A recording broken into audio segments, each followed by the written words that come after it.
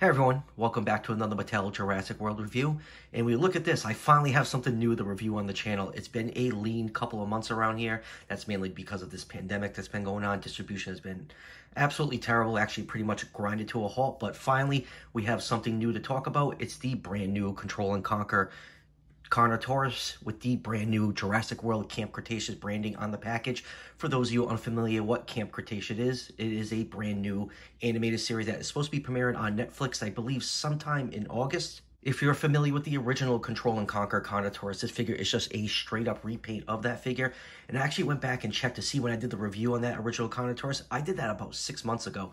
So Primal attack just roared onto the scene, and it just died out because of the pandemic. So hopefully now that this new Carnotaurus is hitting online sites. Actually, I end up getting this figure off of Walmart.com. It retails for $24.99, and obviously I'll leave a link in the description if you guys want to order that figure for yourself. I actually did next day delivery, and this thing was here in like 30 hours. It was absolutely fantastic.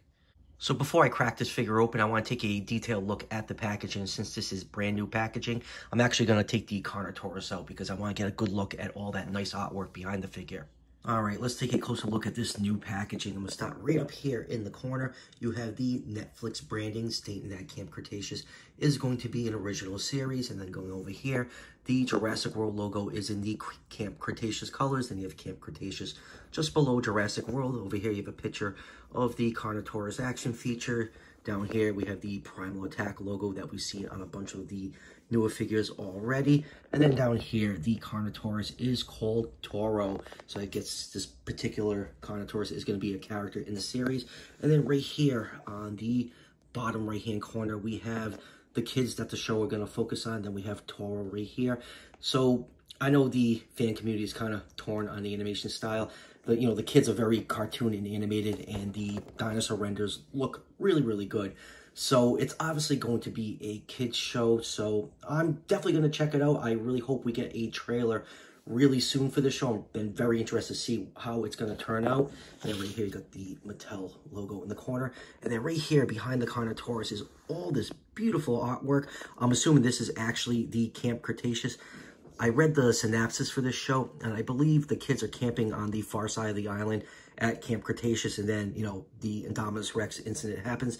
They have to evacuate the island, and I think they get left behind, and that's going to be the story of the show. And then in the back right here, you got a tent. You got a little treehouse right here. Let me just move my light so you can see it a little bit better. A lot of nice, looks like redwood trees and ferns. And then over here is another building with an elevator that looks like it goes up higher on those redwood trees. So all in all, very, very beautiful looking artwork on this packaging. And let's just spin it around quick and look at the back. The back looks just like most of the new Primal Attack figures. Right here in the corner, you have the Carnotaurus and Sarcosuchus, which have been out for like 6 months now. They are clogging the shelves at Target. Right here, you have the Toro Carnotaurus, showing you how to use that action feature. And then right here in the corner is a little sticker book that came with the figure. I took it out. I'm going to get to that in a second. And then on the side right here, we have another look at some of the other kids. And this little guy right here is Bumpy, the baby Ankylosaurus. This figure is actually going to be an attack pack figure. It started showing up in Australia already, so hopefully we'll see this popping up really, really soon in the US. And speaking of that little sticker book, this is it right here. You got the kids and Toro on it, and you just open it up. And there's a little place to place these little stickers that come inside it. You got Rexy, Blue, Bumpy, a Stegosaurus, and Toro, the Carnotaurus. So that's just something geared more towards kids. All right, with all that packaging nonsense out of the way, let's take a closer look at Toro. Like I said earlier, this figure is just a straight-up repaint of the original Control and Conquer Carnotaurus. This one sports a much darker paint scheme, so I'm going to get the original out right here just so you can see the difference between the two figures. The original one obviously sports a much, much brighter color scheme. On this one right here, the main body coloration is brown, and you have this very, very dark gray coloration for the darker markings on this figure. You have all these dark gray blotches going down the side. And on the legs right here, the underside is still painted the same gray coloration like it is on this figure right here. And obviously the big main difference is this painted in scar right here. It's not sculpted into the figure. They actually would have to, sculpt a new head to have a scar on there, and it's just painted on like some of the other battle damage figure Mattel has done in the past. And honestly, I think the scar looks absolutely terrible on this figure. It just looks like someone just painted it very lazily with a brush. I kind of wish there was some sculpted scarring detail in here. I don't think it would have been a big deal if they just resculpted this head. And, you know, the rest of the figure is all the same parts as this one. I just kind of wish Mattel could have sculpted that scarring. I think it would look a lot better. It just, you know, looks really, really lazy to me. The teeth and eyes are the same color. They're both that off-white. For the teeth and the eyes are both yellow with a black pupil. Same thing with the toe claws there.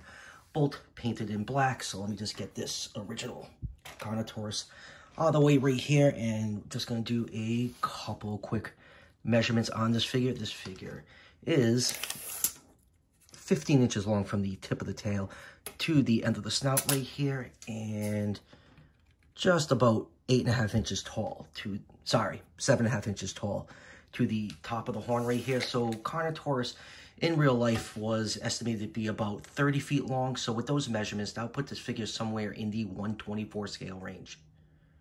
All right, let's pull Toro in and take a closer look at some of the finer details on this figure. Let's say the detail on this Carnotaurus. I absolutely love the Control and Conquer Carnotaurus mold. I think it's vastly superior to the original Carnotaurus. I'll take out the original one that came out, you know, a couple years ago when I get to the comparison section of the video. You can see a lot of nice scale detail on here. The teeth are nicely sculpted inside the mouth. Let me just get my light in there. You can see there's a gloss coat over there to give it that wet look. There's a little bit of texturing on the tongue, and you know, you can make out the inorbital fenestra and the orbit right here, and the horns are nicely sculpted. They have a tiny bit of paint wear right here. I think that just happened during shipping. My figure was actually packed really well. I think it just, because the way these Carnotauruses are, I think they come 2 per case, and I just think one of the horns just rubs up against the side of the shipping box the figures, you know, come in from Mattel. Going down to the neck, you can see some nice bumps going down the neck, going all the way down the back, all the way down to pretty much the very tip of the tail. The main body has a lot of nice folds and wrinkles and beautiful scale detail, even along the neck and chest right here. You can see some nice scalation. You get some nice folds and wrinkle around the incredibly puny arms that Carnotaurus is known for. You can see the little hands, little fingers sculpted in there on that very tiny arm, if my camera wants to focus in on that. And then turn it over on the stomach, you can see the speaker. This figure does have electronic sounds. We'll get to that a little bit later. And since I got the figure turned over, here is the scan code for the Jurassic World Facts app. I haven't tried scanning this figure in yet. I'm not even sure if the app is updated to start accepting Camp Cretaceous figures, but you're more than welcome to try. And then going down to the legs are beautifully sculpted, a lot of nice scale detail, a lot of nice muscle definition. All in all, I mean, this figure is just a lot of detail in here. I love the Mattel figures. You know, they really don't have the most complex paint schemes, but, you know, I do some customizing, painting, and just all the detail on here really pops. You put a custom paint coat on here, and then, you know, going around to the feet, you can see the toes are painted in black, some nice scale detail on the feet. And let me just turn the figure over here. You can see the tail is very wide and thick as to house the action feature in there.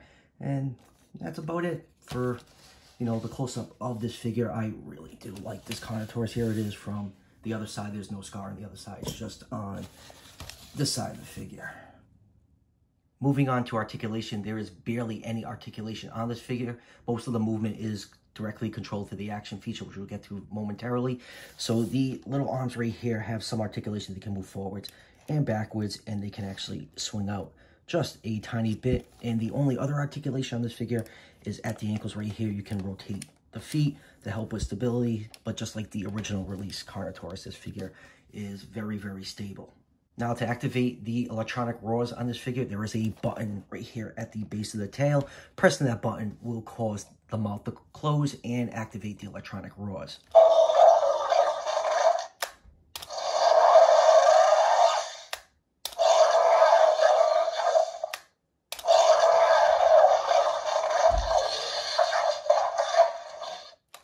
And these sounds are identical to the first release, Control and Conquer Carnotaurus, and then holding the leg right here. By pushing down on the tail, you can, quote, make the figure rise up, and it will also emit a different roar. And then just using the tail right here, you can control the Carnotaurus by rotating it. It causes the head to swing side to side. And then also, if you really hold on to the figure, if you push the tail down, it'll cause the head to rise up a little bit, and pushing the tail down, it'll cause the head to move down as my arm's blocking everything. And just to show what this looks like with a victim, I highly doubt that a kid is going to get killed in this Camp Cretaceous show. So I'm going to use Maisie right here. You just place her right in the mouth, and the Carnotaurus will shake her to death. All right, let's move on with some comparisons, starting off with one of the human figures. Here it is with John Hammond, and here it is with the Attack Pack Colovosaurus, and here it is with the Savage Strike Sauropelta, and here it is with the Bite and Fight Tyrannosaurus Rex. And as you can see, this Carnotaurus is good size next to this T-Rex figure. It can almost look this figure in the eye, and this is probably the only problem I have with this mold for the Carnotaurus. It's just too big. Even the movie that made Carnotaurus, too big. It shouldn't, it's, you know, maybe about 3/4 the size of a Rex, and no way it should be that big. The Carnotaurus, you know, if we wanted to be more in scale with this Mattel T-Rex, should be about the size of the Cryolophosaurus figure that came in that Soundstrike assortment. So just to show you what I'm talking about, here is the Batat Tyrannosaurus Rex, and here is the Batat Carnotaurus, and these two figures are in scale with each other, and like this Carnotaurus should be probably at the most 50% the size of this figure right here. But this is Jurassic World that we're talking about, and you know, the easy out for this is that it was genetically modified to be bigger than it was in real life, because all the animals in Jurassic World and Jurassic Park are just genetically engineered monsters. And lastly, here are all three Mattel Carnotaurus lined up. This one right here is the original one that came out when Fallen Kingdom premiered about 2 years ago, and this is obviously the original Control and Conquer Carnotaurus.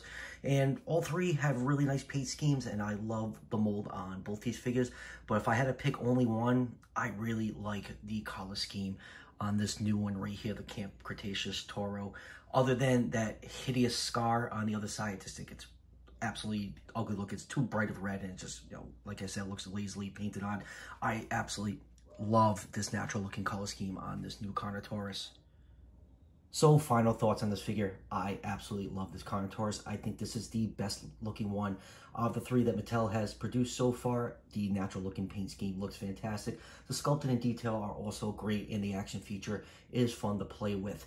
Now, if you're not into repaints, this figure is an easy pass, but I know a lot of Jurassic World collectors, including myself, are into herd building, so it's really nice to have some nice variety among your Carnotaurus figures. And like I said at the beginning of the video, I ended up getting this figure from Walmart.com. It retails for $24.99. Link will be in the description if you want to pick up that figure for yourself. So that will pretty much do it for the review. I'm so happy to actually have something new to talk about. I guess some other things coming in later this month, so hopefully more new Mattel Jurassic World figures will be popping up. I know as of earlier today, someone found the new Massive Biters Seats at a Target. I think it was in Washington State.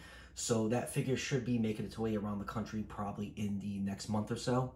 And as always, if you're enjoying the content on this channel, show your support by hitting that subscription button just below the video. Each subscription helps out the channel tremendously and is greatly appreciated. And I'll see you guys for the next one.